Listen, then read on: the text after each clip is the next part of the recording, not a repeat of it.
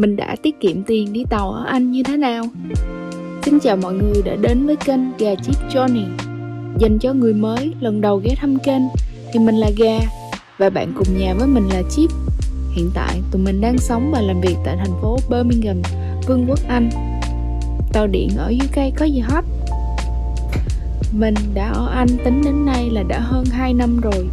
Từ lúc mới qua, tụi mình chủ yếu di chuyển bằng phương tiện công cộng như xe bus, tàu điện. Khu nhà tụi mình ở cũng xa trung tâm thành phố và công ty lắm, nên việc di chuyển bằng tàu là chuyện đương nhiên. Đi đâu chơi xa tụi mình cũng chọn đi tàu cho nó khỏe, để dành sức đi thăm thú nhiều nơi mà không cần lo việc tập trung lái xe làm gì nữa. Sau rất nhiều lần đi tàu nguyên giá, tụi mình đã lụm được một vài bí kíp giúp tiết kiệm được rất nhiều tiền đó. Hãy xem bí kíp đó là gì nhé. Vô nè. Thứ nhất, hãy mua vé tàu ngoài giờ cao điểm, hay còn gọi là off-peak. Nếu bạn thật sự không cần để ý đến thời gian đến và đi, giá của những vé ngoài giờ cao điểm sẽ rẻ hơn giá vé thông thường một chút. Khung giờ từ 10 giờ sáng đến 2 giờ chiều, hoặc buổi tối trễ, hoặc buổi sáng sớm, thường là những giờ ngoài giờ cao điểm. Còn những khung giờ rơi vào những khoảng thời gian mà ai cũng đi học, đi làm, hoặc giờ tan tầm, tan học, tan làm sẽ là những khung giờ cao điểm. Ví dụ, vào giờ cao điểm, mình đi từ Birmingham New Street đến Coventry là khoảng 5 đồng 8. Nhưng vào giờ không cao điểm thì giá chỉ còn 5 đồng 6 một vé mà thôi. Thứ hai, Railcard. Railcard là một loại thẻ giảm giá giúp tiết kiệm lên tới 33% giá vé tàu thông thường.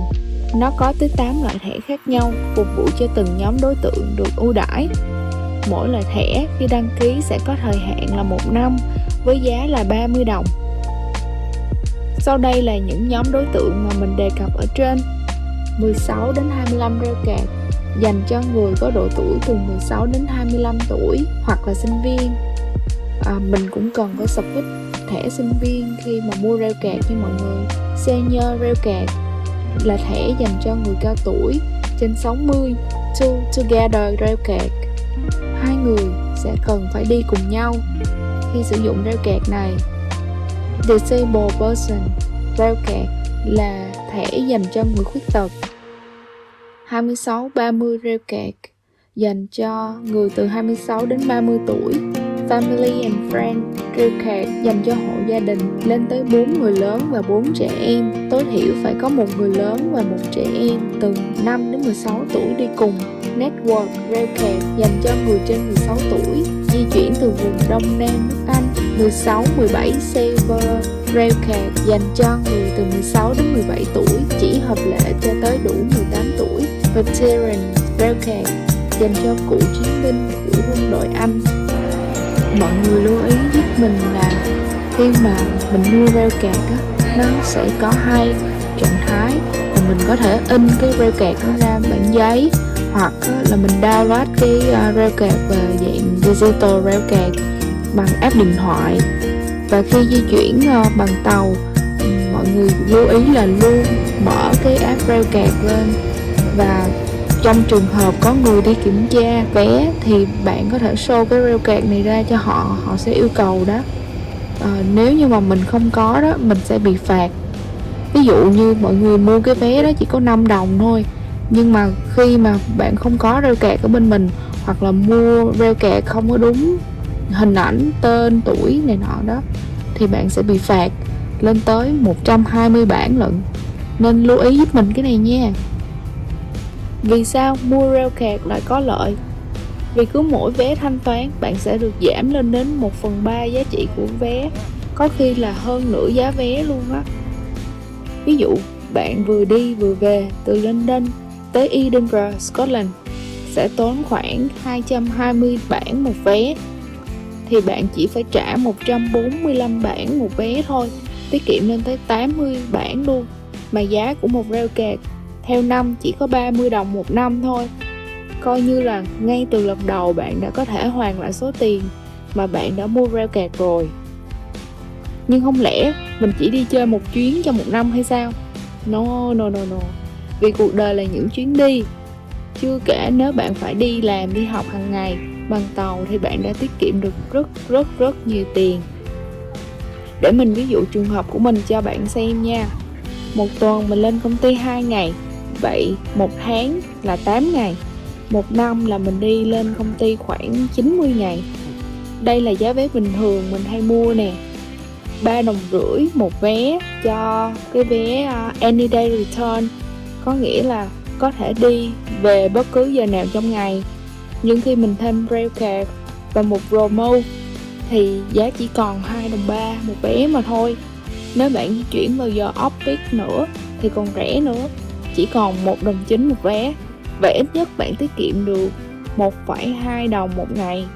Có thể nói mình đã tiết kiệm được hơn 100 bảng một năm đó. Đây chỉ mới là những chuyến tàu ngắn từ Birmingham đi Coventry thôi. Còn nếu mình đi từ Birmingham lên London thì sao? Mọi người có thể thấy giá vé khi mua không có Railcard sẽ là như thế này. Và khi có Railcard thì giá vé sẽ được giảm như thế này nè mọi người. Vé xe buýt. Ngoài ra Railcard còn có một số ưu đãi khác về việc mua vé xe buýt nữa. Nếu bạn là người sử dụng phương tiện công cộng thường xuyên thì đừng bỏ lỡ nhé. Giảm giá cũng đáng kể đó. Thứ ba, Split My Fare. Tại sao lại là Split My Fare? Để mình giải thích cho nha. Split có nghĩa là chia nhỏ ra. Cụ thể là thay vì mình mua thẳng một vé cho chuyến đi của mình thì Split My Fare sẽ giúp bạn chia ra thành nhiều vé nhỏ hơn với mức giá rẻ hơn rất nhiều. Mình vẫn ngồi trên chuyến tàu đó, không có gì thay đổi hết.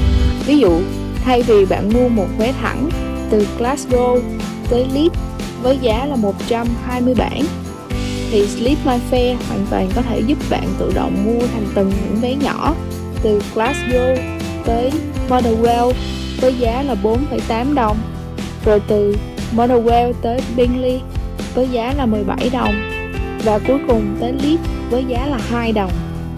Vẫn là lộ trình đó, vẫn là chuyến tàu đó, bạn chỉ phải trả 23,8 bảng, tiết kiệm tới 96,2 bảng luôn đó. Vậy tại sao lại có sự chênh lệch lớn như vậy? Đúng rồi đó, mình cũng có thắc mắc giống như bạn vậy. Sau một thời gian tàu ngầm và sử dụng thử, mình đã có kết luận cho riêng mình như sau. Khi bạn đặt vé cho một chặng dài xuyên suốt thì chỗ ngồi của bạn có thể sẽ cố định từ trạm đầu cho đến trạm cuối. Tuy nhiên, khi bạn mua vé thông qua Split My Fare, mặc dù vẫn là chuyến tàu đó, có thể chỗ ngồi của bạn sẽ bị đổi theo từng chặng.